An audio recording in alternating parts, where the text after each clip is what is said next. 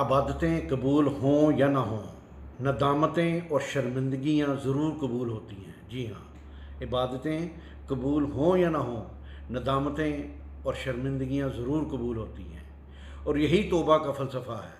کہا جاتا ہے کہ توبہ کا آنسو بھی عجیب ہوتا ہے کہ یہ گرتا باہر ہے اور صفائی اندر کی کر جاتا ہے، اور اسی وجہ سے توبہ اور استغفار میں بھی بڑا ہی باریک لیکن بڑا ہی خوبصورت فرق ہے کہ استغفار کے معنی ہے معافی مانگنا، گناہوں کی بخشش طلب کرنا، لیکن توبہ کا کیا عظیم درجہ ہے کہ معافی مانگ کر سچی ندامت کے ساتھ رستہ بدل لینا اور پھر وہ گناہ کبھی نہ کرنا۔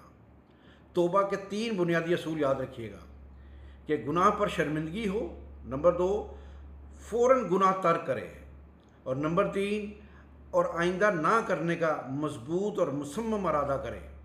سادہ الفاظ میں یوں سمجھیے کہ ہر توبہ میں استغفار شامل ہوتا ہے۔ جی ہاں، ہر توبہ میں استغفار شامل ہوتا ہے، مگر ہر استغفار لازمی طور پر مکمل توبہ نہیں ہوتا۔